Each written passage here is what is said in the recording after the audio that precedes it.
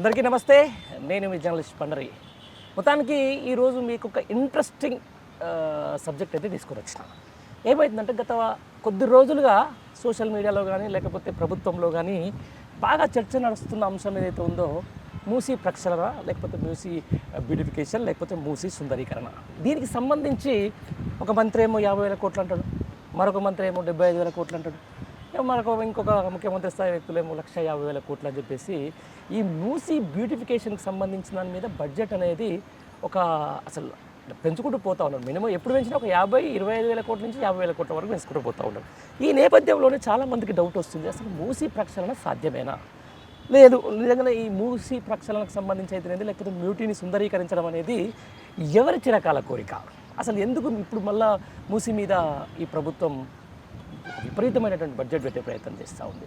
లేకపోతే ఈ మూసీ నదికి సంబంధించిన దాని మీద ఎంత సుందరీకరణ చేసిందన్నమాట, దీంట్లో కమర్షియల్ ఆస్పెక్ట్లు ఏంటి?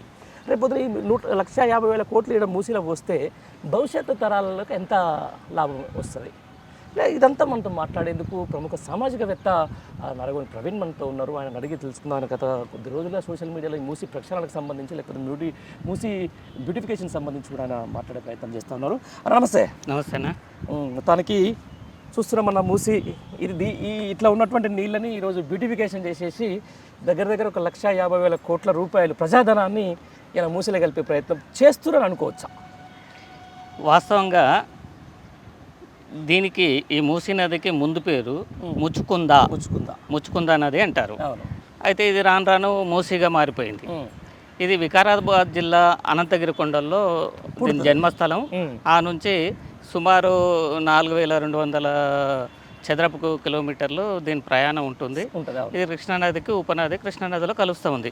ఒకప్పుడు దీంట్లో మంచినీరు కూడా వాడుకునేవాళ్ళు, మంచినీటికి కూడా ఈ నది యొక్క నీళ్ళని ఉపయోగించేవాళ్ళు.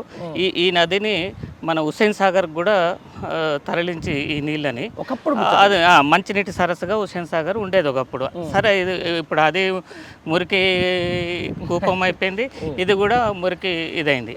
అయితే నేనేమంటున్నానంటే దీని సుందరీకరణ అనేది సాధ్యపడుతుందా? నాకు తెలిసి గంగా నదిని సుందరీకరించటమే సాధ్యపడలేదు. అట్లాంటిది అంటే ఒక దేశానికి ఉన్నటువంటి ప్రధానమంత్రి గంగా నదిని శుభ్రం చేయాలి, సుందరీకరించాలని ప్రయత్నం చేసి విఫలం కావటం జరిగింది. మరి మూసీ నదిని సుందరీకరణ ఎట్లా చేస్తారు? ఎంత ఖర్చు అవుతుంది? దాని ఎస్టిమేషన్ ఏంది? మరి ఈ మురికిని, ఈ డ్రైనేజ్ వ్యవస్థని మరి ఎటు మళ్ళిస్తారు, ఏం చేస్తారు అనేది ప్రభుత్వం దగ్గర ఒక సరైనటువంటి విధానము, వాళ్ళకు ఏమి ప్రణాళిక అంటూ ఏమీ లేదు. మీరు అన్నట్టుగా ఒకరు 50,000 కోట్లు, ఒకరు 70,000 కోట్లు, ఒకరు 150,000 కోట్లు అని ముఖ్యమంత్రి గారు ప్రకటించడం జరిగింది. 150,000 కోట్లు మూసీ నది మీద పెట్టుబడి పెడితే ఒక దాని మీద ఏదైనా ప్రభుత్వం ఇన్వెస్ట్ చేస్తే రిటర్న్స్ రావాలి. ఇప్పుడు కృష్ణానది మీద కానీ లేకుంటే గోదావరి నది మీద కానీ ప్రాజెక్టులు కట్టినప్పుడు దానివల్ల ఆదాయం వస్తుంది, ప్రభుత్వానికి వస్తుంది, ప్రజలకు వస్తుంది ఆదాయం. ఇక్కడ 150,000 కోట్లు మూసిలో పోయటం అనేది ఎంతవరకు సమంజసం అనేది ప్రజలకు వీళ్ళు జవాబుతనంగా ఉండాల్సినటువంటి అవసరం ఉన్నది. 150,000 కోట్లు ఈ మూసీ నదిలో పోసి నువ్వు ఏం చేస్తావు? దీనికి ఏమైనా పౌడర్ వేస్తావా, లిప్టిక్ పెడతావా, లేకపోతే ఫేషియల్ చేస్తావా? ఎట్లా ఇది సుందరీకరణ ఎట్లా జరుగుతుంది? ఈ మురికంతా ఏమవుతుంది? ఎక్కడికి పోతుంది? ఎటు మురికిని తరలిస్తావు? అంటే ఏం చేస్తావు? 150,000 కోట్లు ఇలా పడేస్తే ఇదంతా క్లియర్ అవుతుందా? ఈ ప్రభుత్వం అసలు ఏం చేద్దాం అనుకుంటుంది మూసీ నదిని? అంటే ప్రజల డబ్బండి, ప్రజలు పన్నులు కడితే వచ్చేటటువంటి 150,000 కోట్లు మూసీలో పెట్టడం వల్ల ప్రజలకు ఎంతవరకు ఉపయోగం అనేది కూడా ఆలోచన ఉండాలి కదా. ఒక మాట చెప్పే ముందు సరే ఒక 1,500 కోట్లు పెట్టిరు, ఓకే, కొన్ని ప్రాంతాల్లో మూసీ నది పరివాహక ప్రాంతాల్లో కొన్ని పనులు చేసుకోవచ్చు, దాని చుట్టూ పూల మొక్కలు పెట్టడము అట్లాంటి. గత ప్రభుత్వంలో ఉన్నప్పుడు మూసీ డెవలప్మెంట్ డెవలప్మెంట్ ఫోరం చెప్పేసి ఉన్నది, స్థానిక ఎమ్మెల్యే దానికి చైర్మన్ కూడా చేసినటువంటి దానికి సంబంధించిన దాంట్లో గత 10 ఏళ్లలో మూసీ పరివాహక ప్రాంతం మనం ఇప్పుడు చూస్తూ ఉన్నాం. అదంతా కూడా పూల మొక్కలు నాటిండ్రు, మొత్తం మూసీకి ఆల్మోస్ట్ అట్లా పెట్టడంలో తప్పు లేదు, ఎంత చూడడానికి బాగా అనిపిస్తుంది. కానీ వీళ్ళు 150,000 కోట్లు ఇట్లా ఎక్కడ పెడతారు, ఏం చేస్తారు? ఆల్రెడీ ఈ నది మీద ఇప్పుడు ఇక్కడ కనపడుతున్నటువంటి ఈ బ్రిడ్జి లాంటి 7 బ్రిడ్జిలు ఉన్నాయి. ఈ హైదరాబాద్ నగరం చుట్టే ఒక 7 బ్రిడ్జిలు ఉన్నాయి. చాదర్గట్టు. అవి ఉపయోగపడుతున్నాయి ప్రజలకు, అవును. రాకపోకలకు ఉపయోగపడుతున్నాయి. అవును. మరి ఈ ప్రభుత్వం 1,50,000 కోట్లు ఇందులో పెట్టి ఏ విధంగా రిటర్న్స్ తీసుకొస్తుంది?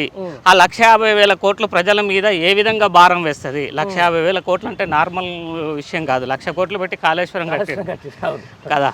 నేనేమంటున్నంటే ఈ 1,50,000 కోట్లు పెడితే కనీసం తెలంగాణలో ఒక 5 నీటిపారుదల ప్రాజెక్టులు కట్టవచ్చు, లేకుంటే ఒక 100 హాస్పిటల్స్ కట్టచ్చు. అవును. ఒక 100 హాస్పిటల్స్ 100 పడకలై బ్రహ్మాండంగా లగ్జరీగా కార్పొరేట్ స్థాయిలో కట్టచ్చు. అది ప్రజలకు ఉపయోగపడుతుంది. ఎస్, ప్రభుత్వ వైద్యం బాగుపడుతుంది. లేకపోతే మన తెలంగాణలో జూనియర్ కాలేజీలు చాలా తక్కువ ఉన్నాయి, 426 ఉన్నాయి. ఇంకో 400 కాలేజీలు కట్టచ్చు. అది ఎడ్యుకేషన్కి ఉపయోగపడుతుంది, అది కూడా ప్రజలకు ఉపయోగపడుతుంది. అంటే దానివల్ల రెవెన్యూ అంటే రిటర్న్స్ వస్తుంది. కానీ మరి మూసీలో 1,50,000 కోట్లు ఖర్చు పెట్టడం వల్ల రిటర్న్ ఏమొస్తుంది అనేది ప్రభుత్వం చెప్పాల్సినటువంటి అవసరం ఉన్నది. రైట్. దీనికి సంబంధించిన దాని మీద నేను కొంచెం మంది మేధావి వర్గంతో మాట్లాడుతున్నప్పుడు కొంతమంది వాళ్ళు ఏమన్నారు, ఈ మూసీ సుందరీకరణ అనేది రామోజీరావు చిరకాల కోరిక. ఈ మూసీ సుందరీకరించాలని చెప్పేసి చంద్రబాబు నాయుడు గట్టిగా ప్రయత్నం చేసిండు. ఇప్పుడు వాళ్ళ అండర్లోనే చేసేసి, ఎందుకంటే రామోజీరావు ఈ ఉన్నటువంటి భూములు మూసి పక్క పంటున్న దాని పక్క పంటి పెద్ద పెద్ద కమర్షియల్ కాంప్లెక్స్ కట్టుకోవచ్చు అనే యాంగిల్లో, అంటే ఇదొక ఊహనా లేకపోతే నిజమా కాదనేది వాళ్ళే చెప్పాలి. ఇది ఆ దాంట్లో భాగమే అనుకోవచ్చా? వాస్తవంగా మూసీ నదికి ఒక 90 మీటర్ల డిస్టెన్స్ వరకు అసలు నిర్మాణాలకు అనుమతి ఇవ్వకూడదు. First of all great great okay. ఎందుకంటే మూసీ నది ప్రక్కన ఒక 90 మీటర్స్ వరకు గ్రీనరీ డెవలప్ చేసుకుంటూ పోవాలి. దాన్ని సుందరీకరణ అంటాం. అంతకు మించి 1,50,000 కోట్లు దీని మీద ఖర్చు పెట్టవలసినటువంటి అవసరం లేదు. ఎవరి భూములో రేట్లు రావటం కోసం, లేకపోతే ఈ రాజకీయ నాయకుల భూములకు రేట్లు రావటం కోసం ప్రజల ధనాన్ని వృధా చేయటం అనేది కరెక్ట్ కాదని చెప్పి మేము చెప్తున్నారు అంతే. మూసీ సుందరీకరణ అనేది నిజంగా కాంగ్రెస్కు సంబంధించిన కమిషన్ల కోసమేనా, లేకపోతే నిజంగా దీని మీద పబ్లిక్ ఆస్పెక్ట్లు ఎవరు ఉన్నాయి అనుకుంటున్నారా? అసలు నాకు తెలిసి ప్రజలకు ఈ మూసీ నది సుందరీకరణ వలన పెద్ద ఉపయోగం ఏమి ఉండదు. 1,50,000 కోట్లు ప్రభుత్వం పెడతానంటుంది కాబట్టి ఏ ప్రాజెక్టు కట్టినా రాజకీయ నాయకులకు అందులో ముడుపులు వస్తాయి కాబట్టి ఆ ముడుపుల కోసమే 1,50,000 కోట్లు ఖర్చు పెడదామని ప్రభుత్వం చూస్తుందా? ఏ విధంగా దీని ప్రణాళికను వాళ్ళు రచిస్తారు రాబోయే రోజులలో మనం చూడాల్సి ఉంటుంది. ఖచ్చితంగా లాభం లేని రాజకీయ నాయకుడు అనేవాడు ఏం చేయడు. ప్రజాధనాన్ని దోచుకోవటమే రాజకీయ నాయకుడి లక్ష్యం. ఒకప్పుడు రాజకీయ నాయకులు అంటే సేవ, ఇప్పుడు దోచుకోవటం వ్యాపారం అయిపోయింది. రాజకీయం అనేది వ్యాపారం అయింది. అందులో భాగంగానే 1,50,000 కోట్లు దీని మీద పెడతానని ఈ ప్రభుత్వం అనౌన్స్ చేసింది. రైట్. మీరు అన్నారు ఇది మూసీ కాస్త ఇది వరకు ముచ్చుకుందా, అది వికారాబాద్ అడవుల్లో పుడుతుందని చెప్పేసి. ఇప్పటి వరకు దానికి అక్కడ జన్మస్థానానికి సంబంధించి అక్కడి నుంచి మొత్తం కనెక్షన్ అయితే కట్ అయిపోయింది. ప్రస్తుతం ఇక్కడ ఉన్నటువంటి మూసీ అనేది ఏంటంటే హైదరాబాద్లో డ్రైనేజ్ వాటర్ అని అనుకోవచ్చు. అంటే మరి నిజంగా దీన్ని బ్యూటిఫికేషన్ చేస్తే మరి డ్రైనేజీని ఎక్కడ తీసుకుపోతుంది? నేను అదే చెప్తున్నాను. ఈ గవర్నమెంట్ తెలుసుకోవాల్సింది ఏంటంటే డ్రైనేజీని ఎక్కడికి మళ్ళిస్తారు అంటే ఇంకో నదిని ఏమన్నా తవ్వుతారా? ఇప్పుడు వాస్తవంగా హైదరాబాద్లో ఏదో నిజాం కాలం నాటి డ్రైనేజీ ఇంకా నడుస్తూ ఉంది. దానివల్ల ఏమవుతుందంటే వర్షాకాలంలో వర్షం ఎక్కువ వచ్చినటువంటి రోజులలో రోడ్లే నదులుగా మారి పోతున్నటువంటి సందర్భం మనం చూసాము. డ్రైనేజీలలో కొంతమంది వ్యక్తులు జారిపడి మరణించడం కూడా మనం చూసాం. ఆ డ్రైనేజీ వ్యవస్థని డెవలప్ చేయడం కోసం నువ్వు ఖర్చు పెట్టు, అది కొంతవరకు చాలా బాగుంటుంది. నగర అభివృద్ధి కోసమో లేకపోతే నగర సుందరీకరణ కోసమో మేము 10,000 కోట్లు ఖర్చు పెడుతున్నామని చెప్పి చాలా ఘనంగా ఈ ప్రభుత్వం ప్రకటించుకున్నది. అది నిజంగా ఖర్చు పెట్టి నగరాభివృద్ధికి కృషి చేస్తే దానికి ఎవరు కాదనే వాళ్ళు ఉండరు. సరే, వాళ్ళకు రాజకీయ లాభం కోసమే అది 10,000 కోట్లు ఖర్చు పెడుతున్నారని చెప్పి కొంతమంది అన్నా కూడా జిహెచ్ఎంసీ ఎన్నికలు ఉన్నాయి కాబట్టి ఈ నగరానికి 10,000 కోట్లు ఖర్చు పెట్టనుంది గవర్నమెంట్ అని చెప్తున్నారు. కానీ నిజంగా 10,000 కోట్లు ఈ నగరాభివృద్ధి కోసం ఖర్చు పెడితే అది మంచి నిర్ణయం అవుతుందని మేము కూడా స్వాగతిస్తాం. రైట్. ఇప్పుడు ఏదంటే గతం ప్రభుత్వం ఉన్నప్పుడు ఎస్ఎన్డిపి సబర్బన్ నాలాకు సంబంధించి ఒకటి చేసిరు బాగానే కొన్ని విధాలు. కొంచెం మీరు అన్న ఆ నిజాం కాలేజీకి సంబంధించి నిజాం కాలంలో ఉన్నటువంటి నాళాలని కొంచెం క్రమబద్ధీకరించే ప్రయత్నం చేస్తూ ఉన్నారు. సీరియస్లీ ఈరోజు హైదరాబాద్ నగరానికి చిన్న వర్షం వచ్చినా కూడా కొన్ని కాలనీలు మురుగుతుపోతున్నాయని మనం చూస్తూ ఉన్నాం. ఈ మూసీ ఉధృతిని కూడా మనం చూస్తూ ఉన్నాం, ఎందుకంటే జరుగుతూ ఉంది ఇది. ఈ బ్యూటిఫికేషన్లో భాగంగా అంటే ఈ మూసీ మీరు అన్నట్టు ఈ 90 మీటర్ల లోపల వరకు అది కట్టడాలని ఇప్పుడు ఏమైనా ఉంటే కూల్చేసే ప్రయత్నం చేస్తారనుకుంటారా? అది రాజకీయ ప్రమేయాన్ని బట్టి ఉంటుంది. వాస్తవంగా 90 మీటర్ల వరకు నిర్మాణాలకు అనుమతించకూడదు. ఇప్పుడు కట్టినటువంటి నిర్మాణాలు కూడా అది ప్రైవేటు భూమి అయితే ప్రభుత్వం వాళ్ళకు రెమ్యునరేషన్ ఇచ్చి ఆ నిర్మాణాలను తొలగించి ఈ మూసీ నదిని కాపాడాల్సినటువంటి అవసరం ఉన్నది. మూసీ నది చుట్టూ ఆక్సిజన్ ఇచ్చేటటువంటి మొక్కల్ని, లేకపోతే ఈ యొక్క వాసనని రికవరీ చేసేటటువంటి ఏవైనా మొక్కలు ఉంటే అట్లాంటి వాటి మీద దృష్టి పెట్టి వాటి కోసం ఖర్చు పెడితే కొంత ఉపయోగకరంగా ఉంటుంది. అదే జరిగింది గత ప్రభుత్వంలో. మీరు అన్నట్టు కనిపిస్తుంది కదా మన కళ్ళ ముందు కనిపిస్తున్నటువంటి విషయం కదా. పక్క అక్కడ వేస్తున్నటువంటి మొత్తం ఏదైతే మూసీ చుట్టుపక్కల రోడ్లు వేసారు. ఒక విధంగా చెప్పాలంటే పాదచారులు నడస్తానికి, పొద్దున వాకింగ్ చేసుకోవడానికి ఇది ఆల్రెడీ జరిగిపోయింది ఇదంతా. ఆ తర్వాత మనం నాగోల్ దగ్గరలో ఉన్నప్పుడు అక్కడ నుంచి ఒక ఉద్యానవనాన్ని సృష్టించారు. దాని పక్కపట్టి ఈ బగాయతీ ఈరోజు ఇంత డెవలప్మెంట్ కావడానికి కూడా మూసీకి సంబంధించిన దాంట్లో ఇప్పటికి జరిగిపోయింది. అంటే ఆల్మోస్ట్ సిటీ నియర్ బై చాదర్గట్లోకి వెళ్ళినా, పురాణపూల్ దగ్గరికి వెళ్ళినా కూడా మొత్తం అక్కడంతా చెట్లు కూడా కట్టేసే ప్రయత్నం చేసింది. ఇప్పుడు ఇదంతా కాకుండా ఇంకేం కొత్తగా ఏం చేస్తారని అంటున్నాను నేను. వాస్తవంగా వీళ్ళు కొత్తగా ఏం చేస్తారో ఎవరికి అర్థం కానటువంటి విషయం. కానీ ఈ మూసీ నది పరివాహక ప్రాంతంకు దగ్గరలో 1 కిలోమీటర్ రేంజ్లో, మూసీ నుంచి 1 కిలోమీటర్ రేంజ్లో కూడా ఈ భూగర్భ జలం అనేది పొల్యూట్ అయి ఉంటుంది. అసలు నిజంగా చెప్పాలంటే ఆడ నివాసాలకు పెద్ద ఉపయోగపడదు. అది ఆ బోరు వేసి ఆ వాటర్ని మనం స్నానం చేయడానికి కూడా, కానీ తాగడానికి పక్కకు పెడితే స్నానం చేయడానికి కూడా ఉపయోగపడినటువంటి పరిస్థితులు ఉంది. ఇందులో కెమికల్ వాటర్ కూడా వస్తుంది. ఆ కెమికల్ వాటరు ప్రజల యొక్క ఆరోగ్యాలని ఖరాబ్ చేసే అవకాశం ఉంటుంది. కాబట్టి దీన్ని వీళ్ళు ఏమైనా ఫిల్టరైజ్ చేస్తారా, ఎక్కడికక్కడికి ఏమైనా ఫిల్టర్లు పెట్టి మరి ఆ యొక్క వాటర్ని ప్యూర్గా తయారు చేస్తారా, మంచినీటి వాటర్గా తయారు చేస్తారా అనేది మరి ఆ ప్రణాళికలు లేకుంటేనే అసలు దాన్ని ఏం చేస్తారు. 1,50,000 కోట్లు అని ప్రకటించరు, కానీ దానికి ఒక ప్రణాళిక అంటూ ఏమి లేదు. ఎక్కడ ఏం చేస్తాము, ఇగో ఇంత అమౌంట్, ఇన్ని వేల కోట్లు ఇగో దీనికోసం ఖర్చు పెడతాం, ఇన్ని వేల కోట్లు దీనికోసం ఖర్చు పెడతాం, ఇగో ఈ విధంగా ఉంటుందనేది వాళ్ళకే వివరాలు తెలియనటువంటి పరిస్థితి. ఒక మాట అనేశారు, 1,50,000 కోట్లు మేము ఖర్చు పెడతామని. కానీ నేను అనుకుంటున్నా ప్రజా వ్యతిరేకత ఏర్పడుతుంది. అది జరిగే పని కాదు. ఆ మాట ఈ గవర్నమెంట్ ఖచ్చితంగా వెనకకు తీసుకుంటుంది, అందులో సందేహం లేదు. 5 సంవత్సరాలలో 1,50,000 కోట్లు మూసీ నది మీద ఖర్చు పెట్టడం జరగని పని, అది ఇంపాసిబుల్. అంతేనా? లేదు, ఖచ్చితంగా పెట్టి తీర్థమంటున్నారు కదా మూసీ సుందరీకరణకు సంబంధించి. అదే అంటున్నాను నేను. అంటే ఒక ప్రణాళిక ఉండాలి, ప్రభుత్వం అనే దానికి ఒక ప్రణాళిక ఉండాలి. ఇప్పుడు సపోజ్ మనం గతంలో చూసుకున్నాం, SRDP, SNDP సంబంధించిన దాంట్లో వాళ్ళు ఒక ప్రణాళికబద్ధంగా చేసుకుంటూ పోయినరు. ఆ తర్వాత ఇక్కడ ఎల్బీ నగర్లో వాళ్ళు ఒక ఏమంటారు ఫ్లైఓవర్ కట్టే ప్రయత్నం చేసారు. ఆ పని వాళ్ళు జరుపుకుంటూ పోయింది. బట్ ఈరోజు బడ్జెట్ పెంచినప్పుడల్లా 50 అన్నప్పుడు, 75 అన్నప్పుడు, 1,50,000 అన్నప్పుడల్లా ఒక డౌట్లు వస్తున్నాయి ప్రజలకు. అరే ఇదేంటి, దీన్ని ఏం చేద్దాం అనుకుంటున్నారు అనేది ఒక డౌట్లు వస్తుంది. అసలు నిజంగా వాస్తవానికి మీరేమనుకుంటారు చెప్పు, ఒక సామాజికవేత్తగా మీరు? వాస్తవంగా ఇది గాలి మాటలు. 1,50,000 కోట్లు ఈ బడ్జెట్లో దీన్ని కేటాయించింది ఎంత? మూసీ సుందరీకరణ కోసం ఈయన కేటాయించింది 1,500 కోట్లు. మరి 1,50,000 కోట్లు ఖర్చు పెట్టడానికి ఎన్ని సంవత్సరాలు పడుతుంది? ఇదే విధంగా లెక్క చేసుకుంటూ పోతే 100 సంవత్సరాలు పడుతుంది. అది జరగని పని.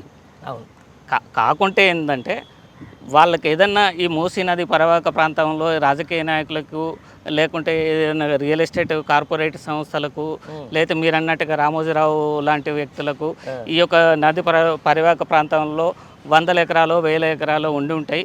ఆ ఎకరాలకు రేట్ రావటం కోసం ఒక భూమిని క్రియేట్ చేసి వాటిని అమ్ముకొని క్యాచ్ చేసుకోవటం కోసం ఏమన్నా ప్లాన్లో భాగంగా ఆ విధంగా ఈ ప్రభుత్వం 1,50,000 కోట్లు ఈ మూసీ సుందరీకరణ కోసం ఖర్చు పెడతామని చెప్పడం జరగవచ్చు. రైట్. దీనికి సంబంధించి అన్న ఇప్పుడు ఇక్కడ నుంచి స్టార్ట్ అయిన మూసీ తర్వాత నల్గొండ జిల్లా, ఉమ్మడి నల్గొండ జిల్లాకు వెళ్తుంది. అక్కడ నుంచి దాదాపు మీరు అన్న చెప్పి దీని పరివాహక ప్రాంతానికి సంబంధించిన దాంట్లో అరే కొంత దూరం పోయిన తర్వాత ఇక్కడ ఉన్నటువంటి దాంట్లో కొంత దూరం పోయిన తర్వాత ఉండదు. అవును, పారుతూ ఉన్న కొద్దీ దాన్ని ఫిల్టర్ అయిపోతూ ఉంటుంది వాటర్. నల్గొండకు పోయేసరికి ఇది మంచినీటి సరస్సుగా మారిపోతా ఉంది. ఫిల్టర్ ఆటోమేటిక్ ఫిల్టర్ అవుతుంది. ఇక్కడ దునకలేని మూసీలో అక్కడ పోయి స్నానాలు చేస్తుంటారు. నేను నా చిన్నతనంలో మా అక్క వాళ్ళ ఊరికి సంబంధించి నమ్లెకాల్వ అని చెప్పేసి ఉండే, ఇది మన ఒలిగొండ జిల్లా నమ్లెకాల్వకు సంబంధించి. అక్కడ కొంచెం ఫిల్టర్ అయిపోతాయి.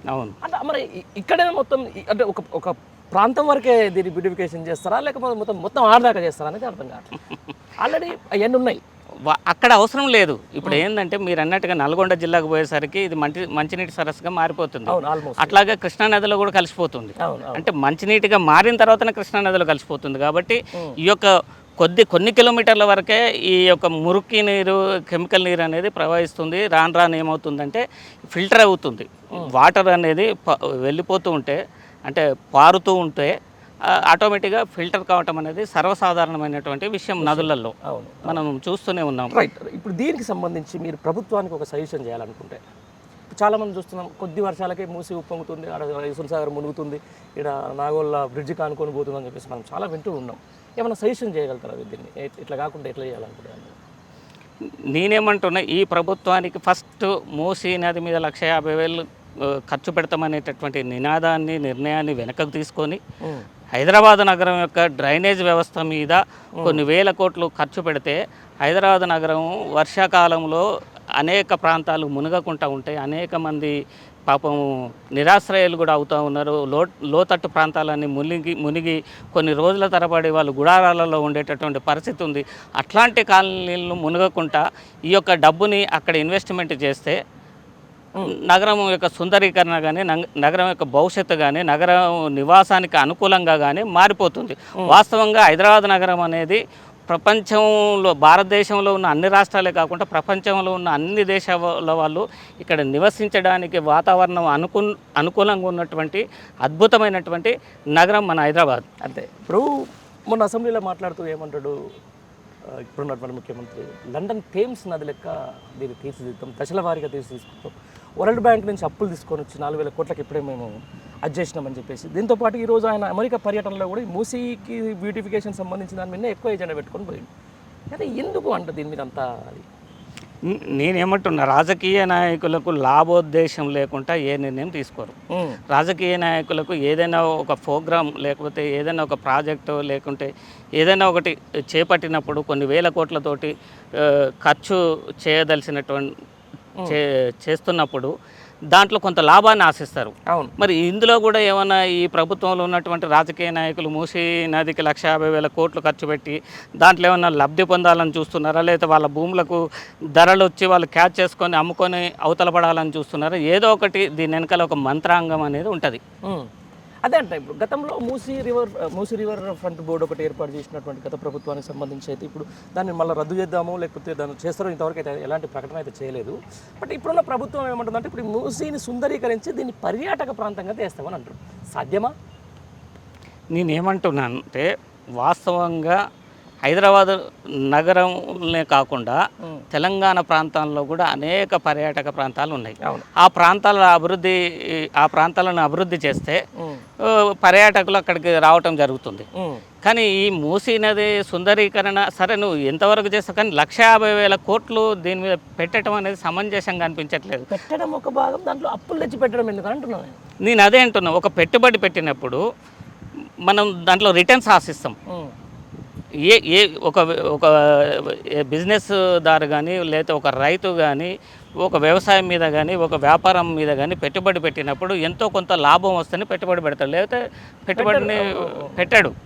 కానీ మరి ఈ గవర్నమెంట్ మూసీ నది మీద 150,000 కోట్లు ఖర్చు పెట్టి మరి రిటర్న్స్ ఏం ఆశిస్తుంది అనేది ప్రజలకు జవాబుదారీతనంగా ప్రజలకు చెప్పాల్సినటువంటి అవసరం ఉంది.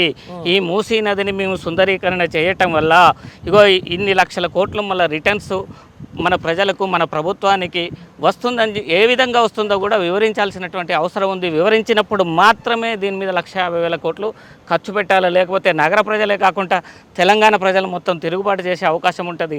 ఎందుకంటే ప్రతి ఒక్కరి జేబులోకి వెళ్ళి ఆ 150,000 కోట్ల రూపాయలలో కొంత వాటా ఉంటుంది. కాబట్టి ప్రతి ఒక్కరికి జవాబు చెప్పాల్సినటువంటి పరిస్థితి గవర్నమెంట్కి ఏర్పడుతుంది. అది జాగ్రత్తగా దృష్టిలో పెట్టుకొని వాళ్ళు నిర్ణయం తీసుకుంటే బాగుంటుంది. Okay, right.